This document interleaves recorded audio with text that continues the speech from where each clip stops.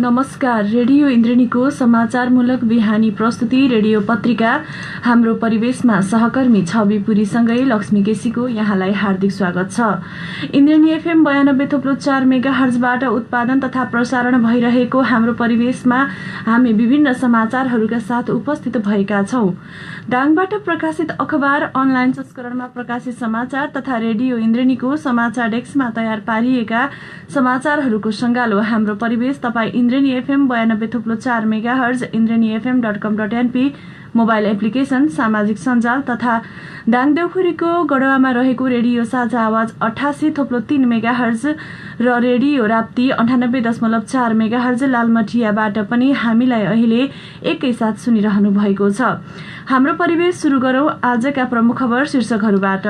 लुम्बिनी प्रदेशको थाई राजधानी देउखुरी उपत्यकाको लमहीमा सुविधा सम्पन्न ट्रमा सेन्टर बनाउन 40 करोडको टेन्डर आह्वान। जनआन्दोलनका सर्वोच्च कमाण्डर गणेश मानसिंहको 106औं जन्म जयन्ती हिजो विविध कार्यक्रम गरी मनाइयो। लुम्बिनी प्रदेश सभाको हिउँदे अधिवेशन चल्ने तयारी शुरू भएपछि दाङमा सुरक्षा प्रमुखको बैठक, जिल्लाको सुरक्षा अवस्थाका बारेमा जानकारी गराउने काम भएको प्रमुख जिल्ला अधिकारीको भनाई। चाडपर्व नजिकैले गर्दा गरिएको अनुगमनमा दाङको बिजौरीका अधिकांश पसल दर्ताविहीन, मूल्य सूची लगायत अरू आवश्यक पूर्वाधार निर्माणमा सुझाव। सरकारले नेपालमा करिब 70 लाख घर परिवार र 3 करोड जनसंख्या पुग्ने प्रक्षेपणसहित राष्ट्रिय जनगणना सञ्चालन गर्ने र दाङमा कर्तव्य ज्यान मुद्दामा फरार अभियुक्तलाई प्रहरीले 16 वर्षपछि पक्राउ गर्यो। आज हामीलाई दाङबाट प्रकाशित हुने दैनिक पत्रिका, युगबोध, गोरक्षा, गणतन्त्र, राप्ती पोस्ट दैनिक पत्रिका स्टुडियोमा प्राप्त छ। पत्र पत्रिकाले छापेका समाचार, इन्द्रेणी न्यूज डेस्कमा रहेका समाचार, यसैगरी अनलाइन संस्करणमा प्रकाशित समाचार हाम्रो परिवेशमा रहनेछ। सुरुमा लागौं आजका पत्र पत्रिकाले छापेका समाचार शीर्षकतर्फ। लमहीमा 40 करोडको लगानीमा ट्रमा सेन्टर बन्दै 6 महिनाभित्र पूर्वाधार खडा गर्ने काम शुरू हुन्छ। शीर्षकको समाचार पहिलो पृष्ठमा तस्बिर सहित प्रमुखताका साथ प्रकाशित गरेको छ। कोरोनाको कहर, यस पटक देउसी भैलो खेल्न स्थानीय प्रशासनको रोक छ, जसमा सम्बन्धित पालिकाहरूले पनि रोक लगाउने निर्णय गरेका छन्। यो समाचार आजको अंकमा प्रकाशित छ। तिहार आयो चिनी आएन शीर्षकको समाचार पनि युगबोध दैनिकले प्रकाशित गरेको छ। युरिया मलको मूल्य आकाशियो, अनुगमन गर्ने निकाय बेखबर शीर्षकको समाचार राप्ती पोस्ट दैनिकले आजको अंकमा प्रकाशित गरेको छ। कोराईको धुलाम्मे सड़कमा शास्ति कायमै शीर्षकको अर्को समाचार प्रकाशित गरिएको छ भने कोरोनाका कारण विभिन्न पालिकाका विभिन्न शाखाहरू अहिलेको अवस्थालाई मध्यनजर गर्दै बन्द गरिएको छ भने केही विद्यालय समेत बन्द गर्नुपर्ने अवस्था सृजना भएको छ। बाल विवाह विरुद्ध प्रहरीको अभियान शीर्षकको समाचार पनि राप्ती पोस्ट दैनिकले आजको अंकमा प्रकाशित गरेको छ। No quarantine only isolation, 2571 corona संक्रमित थपिए शीर्षकको समाचार गोरक्षा दैनिकले आजको अंकमा प्रकाशित गरेको छ। सुरक्षा निकायको क्लोज मिटिङ शीर्षकको समाचार प्रकाशित गरेको छ। प्रदेशको राजधानी राप्ती उपत्यका दाङ राख्ने लगायतका निर्णय भएसँगै अब पछिल्लो समय दाङको सुरक्षा अवस्था के कस्तो छ भन्ने विषयमा प्रदेशभरको सुरक्षा सँगसँगै दाङको सुरक्षाको अवस्थामा पनि हिजो ब्रिफिङ भएको छ। दाङको घोराईमा हिजो प्रहरी प्रमुख लगायत सुरक्षा निकाय प्रमुखहरूको बैठक बसेको थियो। सोही विषयसँग जोडिएको समाचार छ। यसलाई हामीले अलिक विस्तृत रूपमा प्रस्तुत गरेछौं। यसैगरी गणतन्त्र दैनिकले आजको अंकमा स्वर्गद्वारीमा केबुल कार निर्माण गर्न वातावरण बनाउँछु ढकाल, चुनावी प्रचार गर्दै देशव्यापी दौडाहामा ढकाल शीर्षकको समाचार प्रकाशित गरेको छ। नेत्रलाल स्मृति भवनलाई आइसोलेसन केन्द्रको रूपमा सञ्चालन गर्दै लमही नगरपालिका शीर्षकको समाचार पनि प्रकाशित गरेको छ। यी विभिन्न शीर्षकका समाचार छ। सुरुमा हामी ट्रमा सेन्टर निर्माणको प्रक्रिया अघि बढेको छ। लमहीमा ट्रमा सेन्टर बनेपछि दुर्घटनासँग जोडिएका विभिन्न अवस्थालाई मध्यनजर गर्दै उपचार प्रक्रिया अघि बढ्नेछ। यो समाचार प्रमुखताका साथ हामीले लिएका छौं। लुम्बिनी प्रदेशको स्थायी राजधानी देउखुरी उपत्यकाको लमहीमा सुविधा सम्पन्न ट्रमा सेन्टर बनाउने विषय टुङ्गोमा पुगेको छ। 2 वर्षदेखि लुम्बिनी प्रदेश सरकारको नीति तथा कार्यक्रममा प्राथमिकतामा परेको ट्रमा सेन्टर बनाउने योजनाले मूर्त रूप लिएको हो। 40 करोडको लागतमा ट्रमा सेन्टर बनाउन शहरी विकास तथा भवन कार्यालय दाङले टेन्डर आह्वान गरेको छ। ट्रमा सेन्टर बनाउने ठाउँको विषयलाई लिएर लामो समयसम्म समस्याहरू आएका थिए, तर ठाउँको विषय टुङ्गिएपछि सरकारी प्रक्रिया अनुसार टेन्डर आह्वान गरिएको हो। पूर्व पश्चिम राजमार्ग र लमही अस्पतालको बीच भागमा ट्रमा सेन्टर निर्माण गरिनेछ। यसअघि उद्यमशील सहकारी संस्थाको कार्यालय रहेको स्थानमा ट्रमा सेन्टर बन्ने तयारी भएको थियो। प्रदेशको स्थायी राजधानी पछि अर्को खुसीको खबर लमहीमा ट्रमा सेन्टर बन्ने निश्चित भएको प्रदेशसभा सदस्य रेवती रमण शर्माले बताउनुभयो। स्वास्थ्य क्षेत्रमा भोग्दै आएको अप्ठ्यारो अवस्थाको अन्त्य गर्न विभिन्न दुर्घटनामा परेर मृत्युको मुखमा पुगेकाहरूलाई नयाँ जीवन दिन ट्रमा सेन्टरको आवश्यकता परेको हो। प्रदेशसभा सदस्य शर्माले भन्नुभयो, प्रदेशको स्थायी राजधानीको टुङ्गो लागेसँगै ट्रमा सेन्टरको महत्त्व झन बढेर गएको छ। यसले सिङ्गो प्रदेशका नागरिकलाई नयाँ जीवन दिन भूमिका निर्वाह गर्नेछ। लुम्बिनी प्रदेशको स्थायी राजधानी देउखुरी उपत्यकाको लमहीमा सुविधा सम्पन्न ट्रमा सेन्टर बनाउन टेन्डर आह्वान भएकोमा प्रदेशसभा सदस्य शर्माले लुम्बिनी प्रदेशका मुख्यमन्त्री, आर्थिक मामिला तथा योजना मन्त्री, सामाजिक विकास मन्त्री सुदर्शन बराल, शहरी विकास तथा भवन कार्यालय दाङका प्रमुख अनन्त कुमार देव लगायतकालाई धन्यवाद तथा कृतज्ञता व्यक्त गर्नुभयो। ट्रमा सेन्टरमा मुख्य भवन 4 तलाको रहनेछ। मुख्य भवनमा इमर्जेन्सी वार्डदेखि शल्यक्रिया कक्ष, बिरामी भर्ना गर्ने वार्डहरू हुनेछन्। यसैगरी कर्मचारी र चिकित्सकका लागि क्वार्टर भवन बन्नेछ। यसैगरी क्यान्टिन भवन समेत बनाइने शहरी विकास तथा भवन कार्यालयका प्रमुख अनन्त कुमार देवले जानकारी दिनुभयो। ट्रमा सेन्टर चोटपटक मृत्युको मुखमा पुगेका घाइतेहरूलाई जीवन दिने ठाउँ हो। चिकित्सकहरूका अनुसार रोग र चोटपटक फरक कुरा भएकाले यसको उपचार विधि, उपकरण र विशेषज्ञ पनि फरक हुन्छन्। दुर्घटना र प्रकोप स्थलबाट सामान्य अस्पतालका आकस्मिक कक्षमा पुर्याइने घाइतेले आवश्यक सबै किसिमका विशेषज्ञ सेवा पाउँदैनन्। गम्भीर घाइतेलाई उचित ढङ्गले ट्रमा सेन्टर पुर्याउन सके चोटपटकका बिरामीहरू पहिलेकै सामान्य अवस्थामा फर्किन र काम गर्न सक्छन्। लमहीमा 40 करोडको लगानीमा ट्रमा सेन्टर बन्दै नयाँ युग दैनिकमा खबर प्रकाशित छ। प्रदेश 5 को नाम र राजधानी टुङ्गो लागिसकेपछि अब त्यहाँ रहने अवस्था, पूर्वाधार लगायत अरू सामाजिक सामरिक दृष्टिकोणको विषयमा थप घनीभूत रूपमा छलफल अध्ययन भइरहेको छ। लुम्बिनी प्रदेशको थाई राजधानीको टुङ्गो लागिसकेपछि राप्ती उपत्यका दाङ सँगै त्यस आसपासका अरू अवस्थाको अवस्था के छ भन्ने विषयमा चासो र चिन्ता बढेको छ, जसका लागि हिउँदे अधिवेशन अब यहीँबाट सुचारू गर्न सक्ने गरी विभिन्न खालका पूर्वाधारका विषयमा पनि आन्तरिक छलफल भइरहन्छ। सुरक्षाको अवस्था के छ भन्ने विषयमा पनि छलफल भएको छ। हिजो लुम्बिनी प्रदेशका आन्तरिक मामिला तथा कानून मन्त्री कुलप्रसाद केसीको समुपस्थितिमा दाङका सबै सुरक्षा निकायका प्रमुख जिल्लाधिकारी लगायतको संयुक्त बैठकले जिल्लाभरको सुरक्षाको अवस्थामा ब्रिफिङ गरेको छ। प्रदेश सभाको हिउँदे अधिवेशनको तयारी भित्रभित्रै अहिले पनि सुरु भइरहेको छ, जसका लागि प्रदेश सभाको हिउँदे अधिवेशन दाङको राप्ती प्राविधिक शिक्षालयमा सञ्चालन गर्न सकिन्छ भन्ने विषयमा विभिन्न पक्ष विपक्षबाट गृह कार्य भइरहेको छ। लुम्बिनी प्रदेशको आन्तरिक मन्त्रालयकै आयोजनामा सुरक्षाको बैठक हिजो बसेको हो, जसले विभिन्न रणनीतिक र आवश्यक सुरक्षा योजना समेत तय गरेको बताइएको छ, जसमा दाङका विभिन्न सुरक्षा निकायका प्रमुखहरूले आफू मातहत भएका सुरक्षा युनिटहरूको बारेमा ब्रिफिङ गर्नुभएको थियो। अहिलेको अवस्थामा पूर्व पश्चिम राजमार्गमा देखिएका समस्या, सीमा वारपारका क्षेत्र, सीमा सुरक्षा लगायतका विषयमा बढी चासो र चिन्ता व्यक्त गरिएको छ।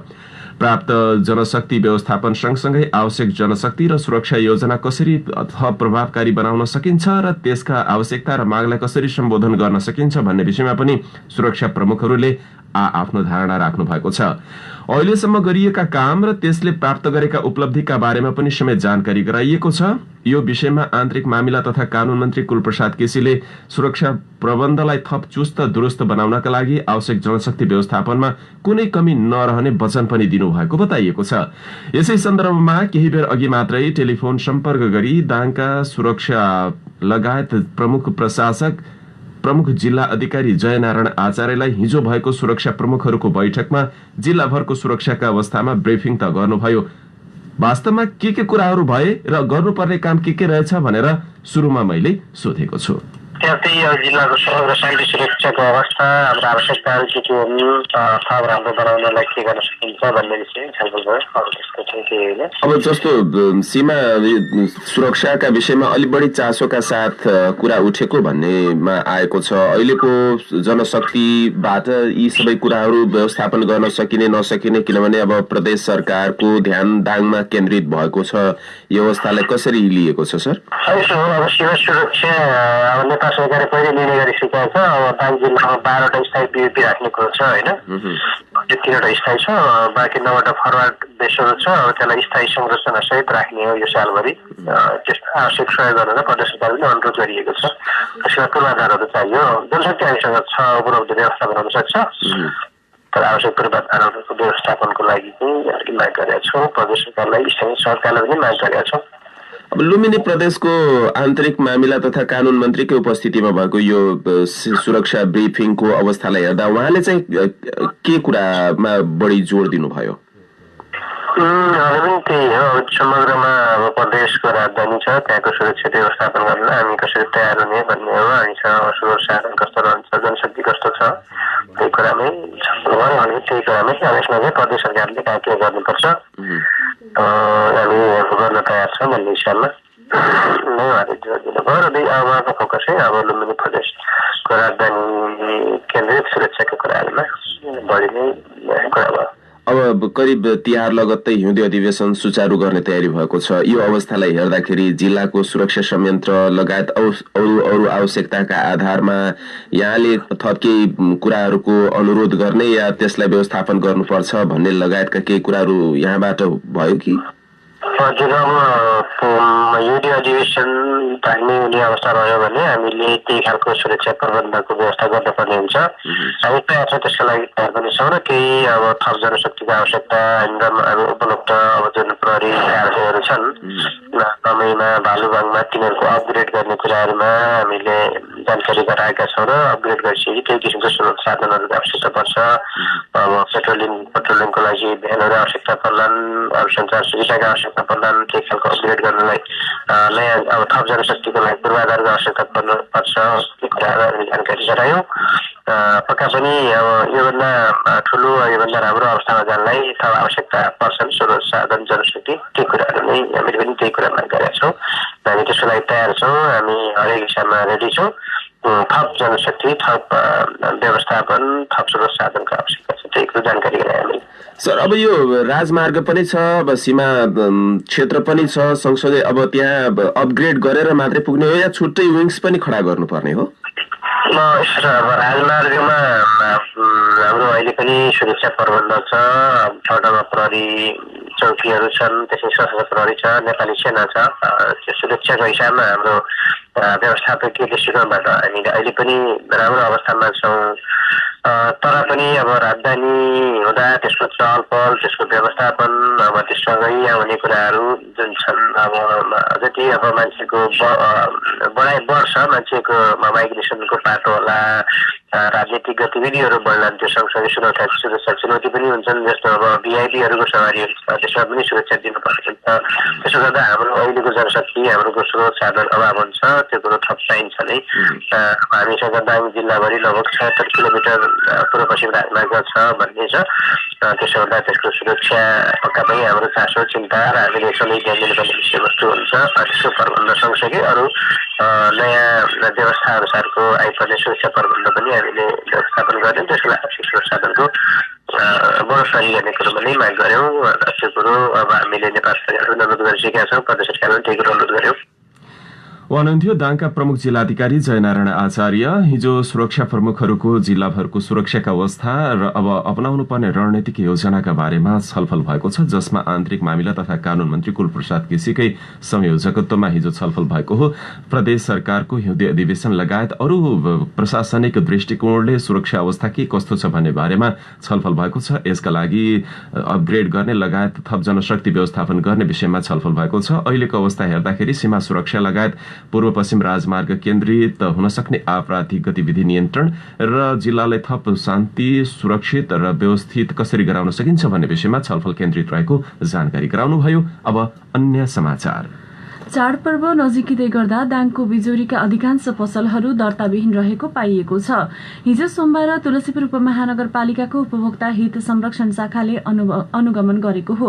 उपभोक्ता हित संरक्षण शाखा प्रमुख रेवा रावतको संयोजकत्वमा वडा नम्बर 18 का वडा अध्यक्ष माधव ओली, उपभोक्ता हित अधिकार मञ्चका अध्यक्ष केशव कुमार शर्मा, बिजोरी उद्योग वाणिज्य संघका महासचिव विदुर गौतम, हेमन्तपुर प्रहरी चौकीका इन्चार्ज इन्द्र पाल लगायतका टोलीले बिजौरीमा बजार अनुगमन गरेको हो।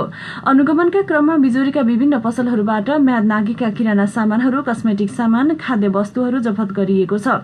अनुगमनका क्रममा उपभोक्ता हित संरक्षण शाखाको आयोजनामा गरिएको अनुगमनमा टोलीले बिजोरीका पसलहरूमा मूल्य सूची राख्न, पसलको नामसहितको साइनबोर्ड राख्न, उपमहानगरपालिकामा अनिवार्य पसल दर्ता गराउन र फेन्सी पसलहरूले आफ्ना सामानहरूमा खरिदको बढीमा 20% उपभोक्ताले बुझ्ने गरी मूल्य सूची राख्नुपर्ने लगायतका सुझाव दिएको खबर इन्द्रेणी न्यूज डेस्कमा रहेको छ।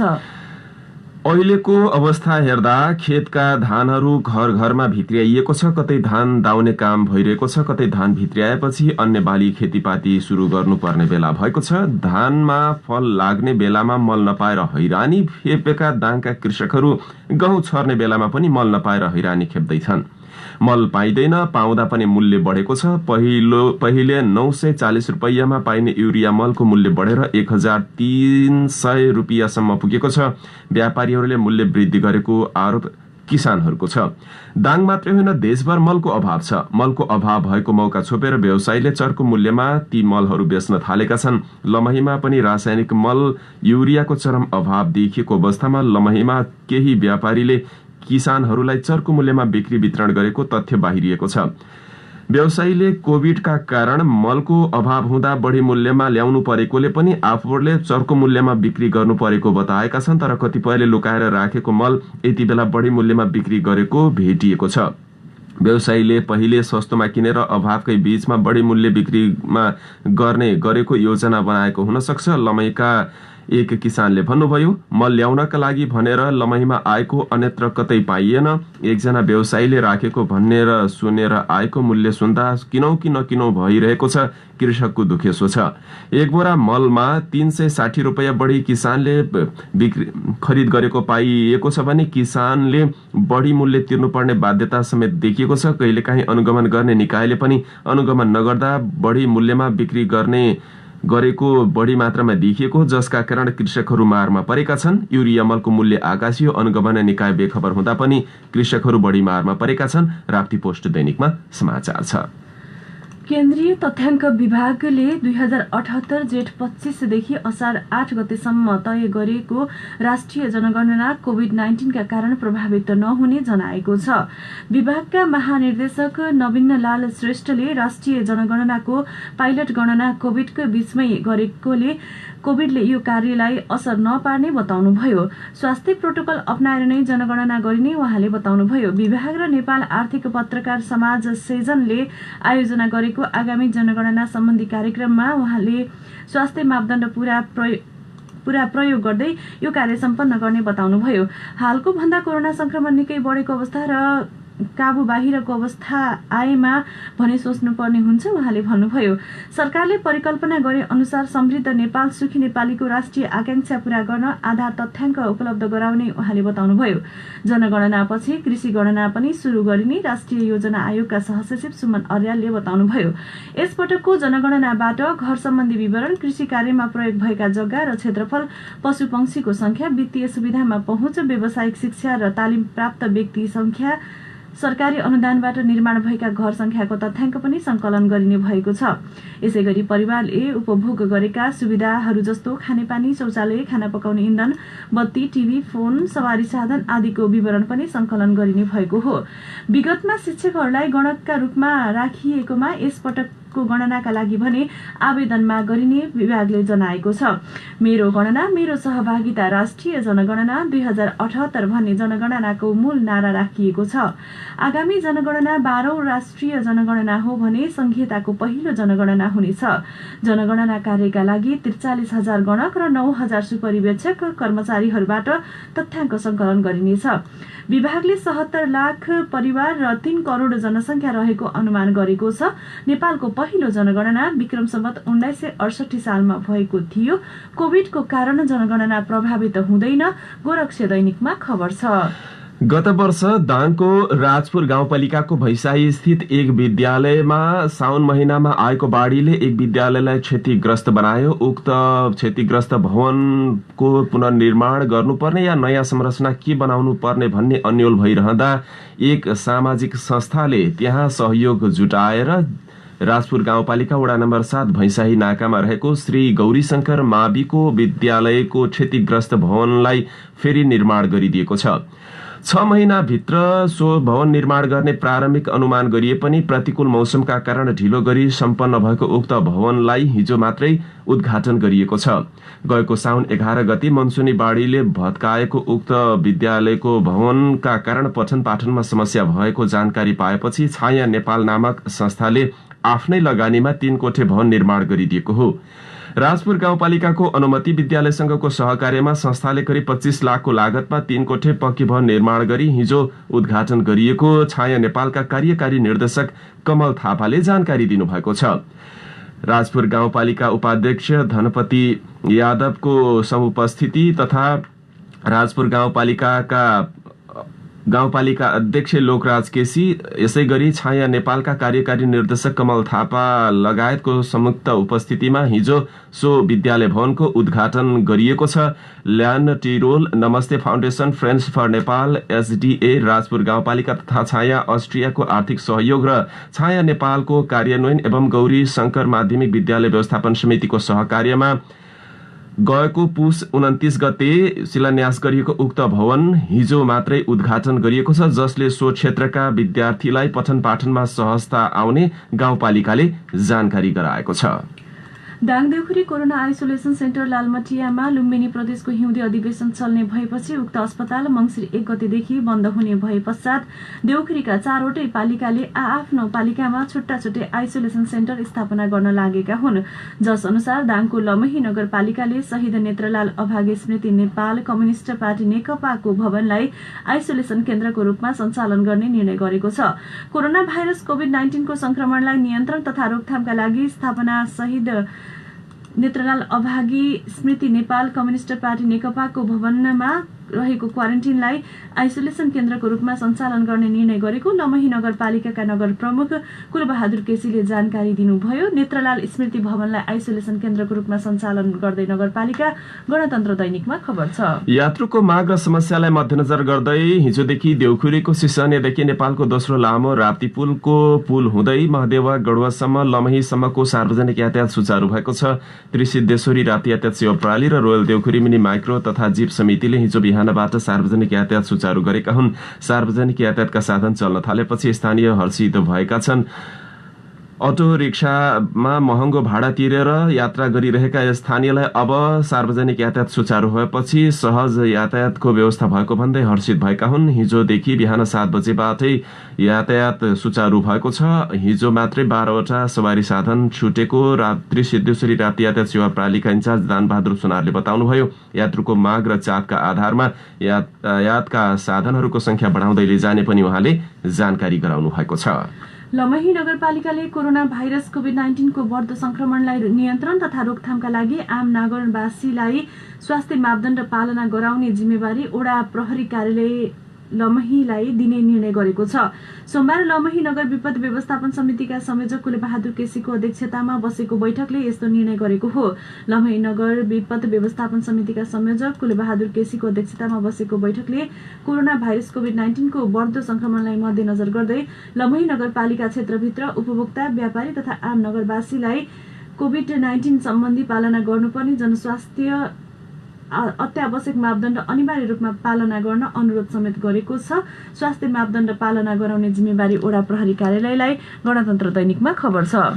पछिल्लो समय समुदाय स्तरमा फैलेको कोरोनाका कारण विभिन्न क्षेत्रहरू प्रभावित भइरहेको बेला विभिन्न पालिकाका वडा कार्यालय अन्तर्गत भएका र विभिन्न संघ संस्थाहरूमा समेत कोरोनाका संक्रमितहरू भेटिरहेका छन्। दाङको तुलसीपुर उपमहानगरपालिकाको 4वटा वडा कार्यालय एक सप्ताहका लागि बन्द भएको छ। तुलसीपुर उपमहानगरपालिका वडा नम्बर 2, 5, 8, 9 को वडा कार्यालय एक सप्ताहका लागि बन्द भएको तुलसीपुर उपमहानगरपालिकाका कोरोना फोकल पर्सन विमल केसीले जानकारी दिनुभयो। जसमध्ये वडा नम्बर 8 को वडा सचिव लाई कोरोना संक्रमण पुष्टि भएकोले बन्द गरिएको छ भने अन्य वडा कार्यालयलाई पनि कोरोना जोखिमको दृष्टिकोणले आवश्यक सेवा बाहेक अन्य सेवा एक साताका लागि बन्द गरिएको छ। जसका कारण त्यहाँ कार्यरत कर्मचारीहरू बढी प्रभावित भएका छन् भने सेवा लिन आउनेलाई पनि समस्या भएको छ। यता दाङको घोराही उपमहानगरपालिका वडा नम्बर 15 को वडा कार्यालय पनि 5 दिनका लागि बन्द भएको छ। वडा कार्यालयमा कार्यरत कर्मचारीमा कोरोना संक्रमण पुष्टि भएपछि अत्यावश्यक सेवा बाहेक अन्य सेवाहरू बन्द भएको वडा नम्बर 15 का वडाध्यक्ष रमेश पाण्डेले जानकारी दिनुभएको छ। राप्ती प्रादेशिक अस्पताल तुलसीपुरलाई 600 बेडको बनाउने गरी सोमबारदेखि गुरु योजनाको काम शुरू भएको छ। 200 बेडको अस्पताल स्वीकृत भएको केही समय बित्न नपाउँदै 600 बेडको अस्पतालका लागि गुरु योजनाको काम शुरू गरिएको हो। लुम्बिनी प्रदेशबाट आएको प्राविधिकको टोलीले अस्पतालको भवन कस्तो बनाउने, कहाँ बनाउने, हालको अवस्था, जग्गाको छनौट लगायतका विषयमा जानकारी लिएको अस्पतालका मेडिकल सुपरिन्टेन्डेन्ट डाक्टर सर्वेश शर्माले जानकारी दिनुभयो। 600 बेडको अस्पताल हुँदा दैनिक कम्तीमा 6-7 हजार मान्छेहरूको आवत जावत हुन सक्ने भएकाले गुरु योजना बनाउँदा बहुद्देश्य र पुराना भवनलाई पनि सुरक्षित ढंगले नयाँ भवनमा जोड्न मिल्ने गरी बनाउन चिकित्सकले सुझाव दिएका छन्। राप्ती प्रादेशिक अस्पताललाई 600 बेडको बनाउन गुरु योजना सुरु, नयाँ युग दैनिकमा खबर छ। गणेशमान सिंहको 106औं जन्म जयन्ती हिजो दाङसे देशभर विभिन्न कार्यक्रम गरी मनाइएको छ। नेपाली राजनीतिमा त्याग र साहसको उच्च उदाहरणका रूपमा लिइने सिंह सबैको निष्ठाको केन्द्र बन्न सफल भएको बताइन्छ।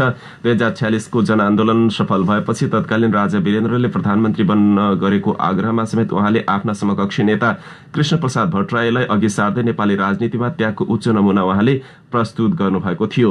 उहाँको राजनीतिक इतिहास र इतिवृत्तान्तका बारेमा जति चर्चा गरे पनि कम हुने हिजो आयोजित कार्यक्रमका वक्ताहरूले जोड दिएका छन्। विक्रमसम्म 2007 साल अघि भद्रगोल जेल फोडेर भाग्न सफल हुनुभएका उहाँ नेपाली राजनीतिक इतिहासका मियोका रूपमा समेत लिने गरिएको छ। बीपी कोइरालासँगको राजनीतिक सम्बन्ध विकसित गर्नुभएका सिंहले 2003 सालमा स्थापित नेपाली राष्ट्रिय कांग्रेसले आजीवन जुझारू नेतृत्व समेत दिन सफल हुनुभएको थियो। नेपाली कांग्रेस र त्यसका भातृ संघ संगठन एवं स्वीकृत संघ संस्थाले प्रविधिको प्रयोग गर्दै हिजो विभिन्न कार्यक्रम गरेका हुन्। कोरोना कहरका कारण औपचारिक कार्यक्रम नभए पनि उहाँको स्मृतिमा विभिन्न कार्यक्रम गरिएको छ। उहाँको जन्म जयन्तीमा विभिन्न कार्यक्रम गरिएको छ। दाङसञ्चार.com मा समाचार छ।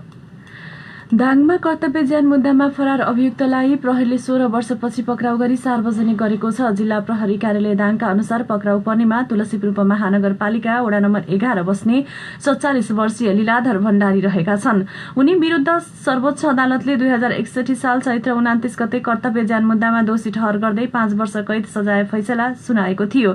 भण्डारी सोही मितिदेखि फरार भएको र लुकीछेपी बस्दै आएका उनलाई कटाहाबाट पक्राउ गरिएको हो। पक्राउ परेका भण्डारीलाई सोमबार दाङ देउखुरी जिल्ला अदालतमा पेश गरिएको जिल्ला प्रहरी कार्यालय दाङका प्रवक्ता एवं डीएसपी सुमित खड्काले जानकारी दिनुभएको खबर इन्द्रणी न्यूज डेस्कमा रहेको छ।